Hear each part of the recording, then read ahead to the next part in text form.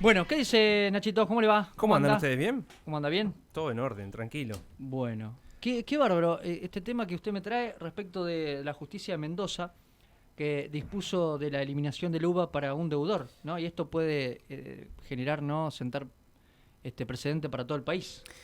Sí, se trata de Marcos Azulay, que llevó su caso a un estudio jurídico, obviamente allí en Mendoza. Es Luz D'Angelo su patrocinadora, y fue quien elevó ya hace un tiempo a la justicia.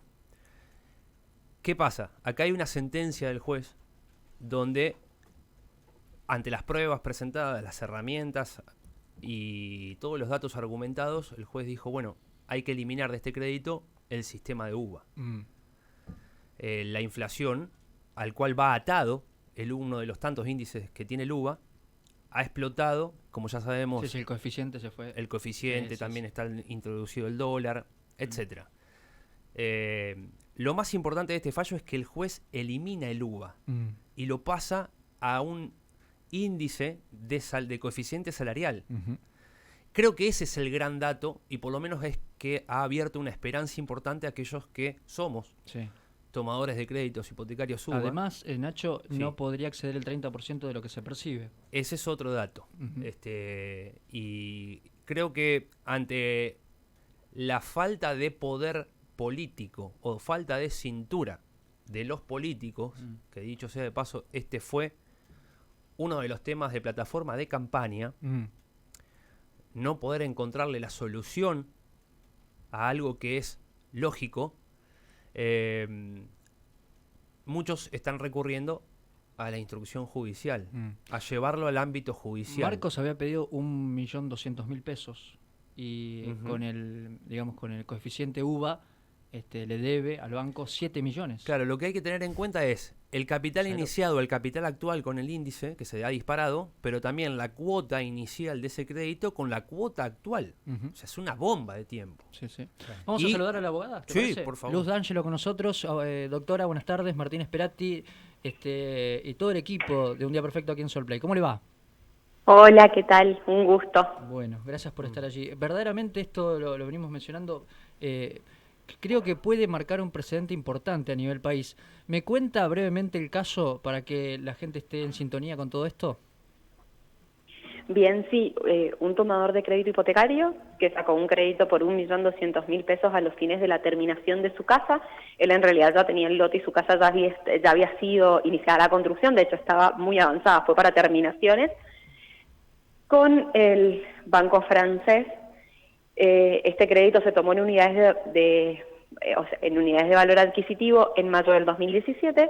La revalorización del crédito había llegado en épocas cercanas a la sentencia a más de 7 millones de pesos, implicando cada día más, o cada mes, un porcentaje mayor del salario del tomador del crédito. Al principio el tomador del crédito no tenía problemas de pago y cada vez estaba vislumbrando, digamos, una mayor brecha entre lo que aumentaba su salario y lo que aumentaba la cuota de amortización del mutuo. Bueno, qué tema. Y la justicia allí en Mendoza, ¿ustedes qué argumentaron para que precisamente esté a favor de su cliente? Finalmente, que los salarios hoy en día están creciendo menos de lo que crece la inflación es algo que no requiere gran discusión, digamos. La mayoría de nosotros puede, de hecho es una comprobación numérica bastante sencilla. Sin embargo, cuando estos créditos se tomaban o cuando se ofrecieron al público a partir del año 2016, lo que el Banco Central publicaba en su web, en su página, decía que el crédito siempre iba a representar una proporción estable de los ingresos del tomador. O sea, no se estaba suponiendo que el crédito no iba a aumentar de valor, pero sí estábamos suponiendo que el crédito iba a crecer junto con los salarios, y esto no se dio de manera paralela, lo cual determina que las personas finalmente siempre tengan la incógnita de si van a poder terminar o no van a poder terminar de pagar sus casas, porque en la medida en la que siempre uno paga un porcentaje mayor del salario, va a haber un momento en el que no va a haber más salario para pagar la cuota, y en ese momento, a la tercer cuota impaga, se habilita, digamos, el mecanismo de protección de este crédito, que es la ejecución hipotecaria, porque son mutuos con hipotecas. Entonces, lo que nosotros argumentábamos era que el tomador no podía suponer este enorme desfasaje que existe entre los salarios y el crecimiento de la UVA, sobre todo porque la UBA es un coeficiente nuevo, después porque Argentina aplicó pocos coeficientes de repotenciación de obligaciones previo a la UBA. De hecho, estuvieron prohibidos en Argentina de manera genérica durante muchísimos años, siguen prohibidos por la ley de convertibilidad. O sea, la UBA es una excepción expresa a la ley de convertibilidad. Entonces, finalmente lo que nosotros argumentamos fue que el tomador no podía prever esta circunstancia, entonces que en base a esta falta de previsibilidad posible a la época del contrato, podíamos requerir una readecuación del contrato. Gracias por el tiempo, Luz. Nacho te habla. ¿Qué tal? Muy bien, una genia. Cecilia Landaburu es, si no me equivoco, la jueza la que sentenció. Exacto, bien. de un tribunal ordinario de la provincia de Mendoza, un tribunal provincial. Perfecto. Lo más importante, esto que elimina el UBA y lo pasa al índice de coeficiente salarial, también me parece muy importante a dónde retrotrae la cuestión histórica de dónde renegociar el contrato, porque este es otro punto. Exacto, la jueza como que parte de una suerte de ficción. Ella dice, bueno, volvamos a este crédito a cuando el crédito se desfasa, donde los índices ya no son idénticos en su crecimiento, digamos. Exacto. Cuando ella lo considera, lo considera en agosto del 2019 porque esa fue la fecha del primer congelamiento dispuesto por el gobierno nacional. Claro, recuerdo que fueron fue después de las PASO, donde Macri determina el primer congelamiento. Exacto.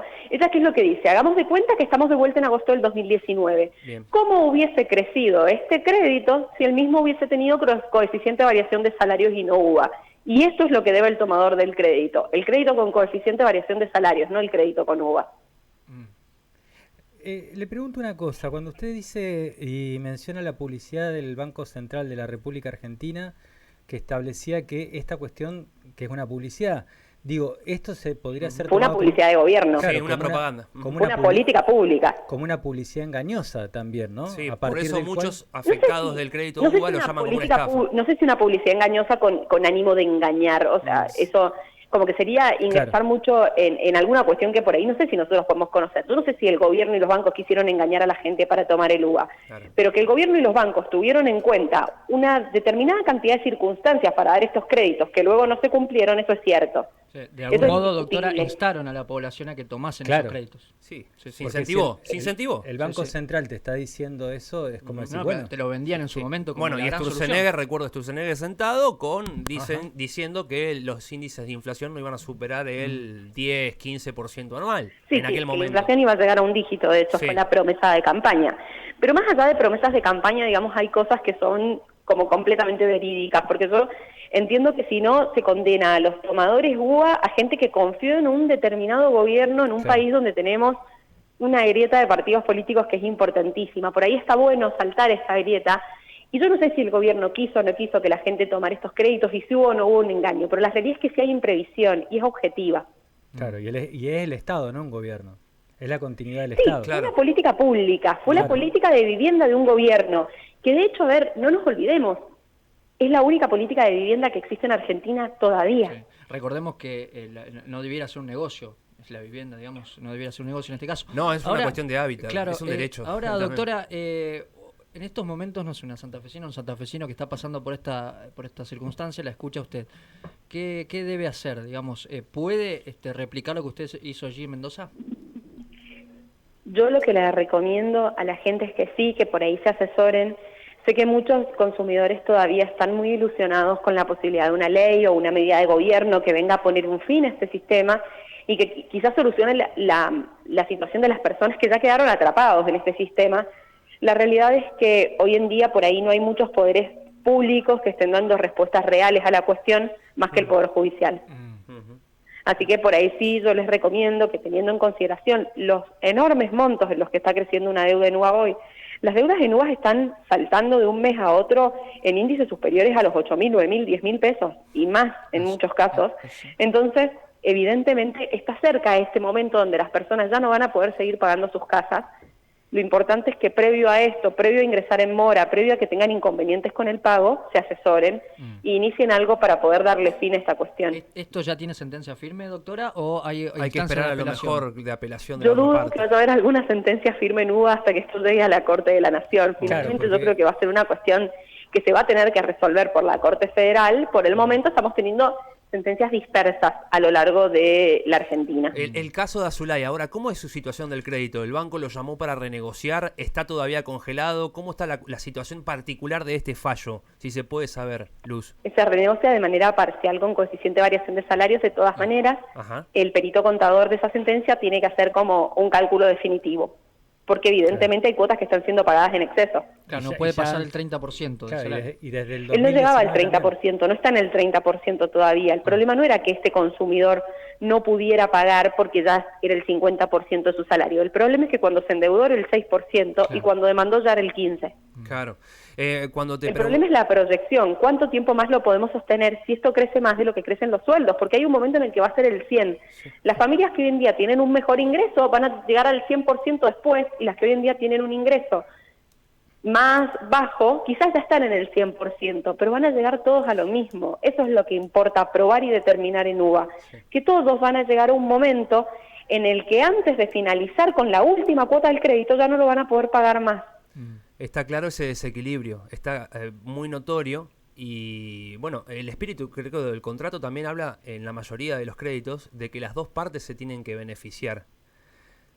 ¿Se entiende? Acá creo que hay claro, pero además hay una parte que está claramente beneficiada desde que arrancaron los créditos UBA y desde que se disparó notablemente la inflación y fue incontrolable, y hay un damnificado que son los que tomaron este crédito, pero que la banca, con el poder financiero que ya conocemos, son los que históricamente, y en este caso más acentuado aún, son grandes beneficios.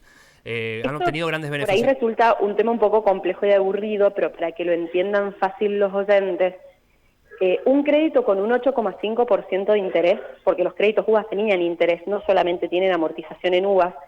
Por ejemplo, de cada 320 UVA que paga el consumidor, se pagan 20 UVA de capital y 300 de interés.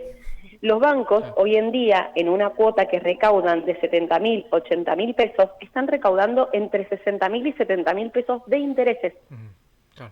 Una de las preguntas... Las cuotas en UVA que hoy los consumidores no pueden pagar tienen una altísima composición de interés. Doctora, le consulto porque recién Martín le trasladaba la inquietud. Para aquellos que están escuchando acá en Santa Fe, sé que estás con casos en la provincia de Santa Fe, no sé si en Rafael o en Rosario, me habías dicho en off, pero las demandas tienen que ser individuales en cada caso y no colectivas. Sí. Esto es un dato también para marcar. A ver, yo creo que depende de los criterios judiciales de cada provincia. Las demandas que van al Banco Nación litigan en la justicia federal, las demandas que van a los demás bancos litigan en la justicia de las provincias.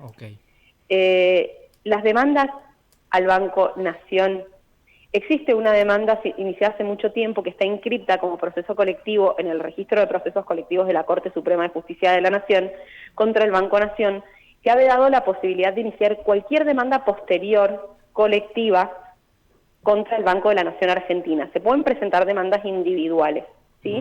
Pero no colectivas. De hecho, acá en Mendoza, un diputado que en ese entonces, un diputado que además presenta proyectos en materia de UVA, intentó presentar una demanda colectiva que se rechazó, pero no es que se rechazó la demanda, no es que rechazaron la pretensión de los consumidores de modificar el sistema. Lo que rechazaron es que la demanda fuera colectiva. Punto, es un rechazo procesal. Yo creo que está bastante como... Por lo menos en lo que respecta al Banco Nación, está imposibilitado presentar demandas colectivas. Y en lo que respecta a los bancos provinciales, los criterios para fijar que un proceso sea colectivo o no sea colectivo son bastante variables, sobre todo porque no existe una ley de procesos colectivos. Claro, igualmente, la jurisprudencia hoy tiene un elemento nuevo a partir de este fallo. Más allá de la cuestión jurisdiccional. Sí, y apelar, por ahí, esperar la apelación. Lo que hace que el proceso sea colectivo es la homogeneidad en las pretensiones de las partes. Exacto. Y por acá tenemos créditos que tenían más o menos duración, que quizás no se tomaban sobre los mismos ingresos, o sea... Sí, uno era para la línea... Por UVA es genérico, pero no tenemos la misma tasa de interés, no tenemos... Entonces por ahí, no sé, no todos los jueces consideran que eso sea susceptible de una demanda colectiva, pero bueno, entiendo que pueden haber criterios provinciales que sean dispares en cuanto a la colectivización de la causa contra bancos que no sean el Banco Nación. Bien. Claro, porque hubo línea para compra directa, hubo línea para amplificación, otra línea de crédito hubo también para construcción, como fue, si no me equivoco, el que mencionaba el caso de claro, de yo Azulay. he visto tasas variables que van entre el 3,5% de tasa nominal anual y el 15%.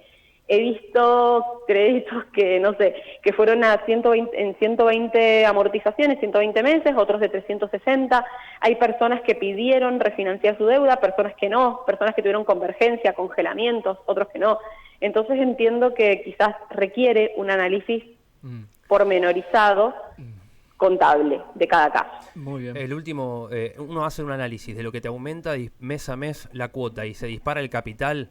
Inevitablemente este sistema te está llevando a que te asesores, a que busques herramientas con un estudio jurídico y que, mirá cómo te lo digo, por lo menos inviertas en el estudio jurídico para tener o obtener una cautelar. Una cautelar, claro. Aunque sea, pero el mismo sistema te está llevando a eso, porque sacás número y decís, che, me conviene ir al estudio jurídico a iniciar una demanda, porque esto se dispara. Porque aparte no lo podés pagar ya Ahí está la cuestión. Bueno, doctora, un gusto, muchas gracias y la seguimos, ¿le Un parece? placer. Muchas Gracias, gracias. Luz D'Angelo, es abogada que patrocinó a el señor Azulay, el apellido. Sí, ya te digo, Marcos. Marcos Azulay. Bueno, qué interesante, ¿no? Bueno, Marcos tuvo que presentar varias demandas, le rechazaron. En primera instancia le habían ordenado al banco que renegocie la deuda, se negó 2 veces, el banco francés dijo la doctora D'Angelo. Hasta que tuvo esta sentencia firme. Claro, pero que aparte, digamos, las perspectivas dan hacia la ejecución de inmuebles. O sea, van hacia ese lugar. O sea, ¿qué quiere el banco cuando no quiere renegociar? Y te piden se quiere quedar con la casa, simplemente. Capaz que después te la alquila. Sí. Bueno, pero qué importante asesorarse desde el punto de vista jurídico ante esta situación. Bueno.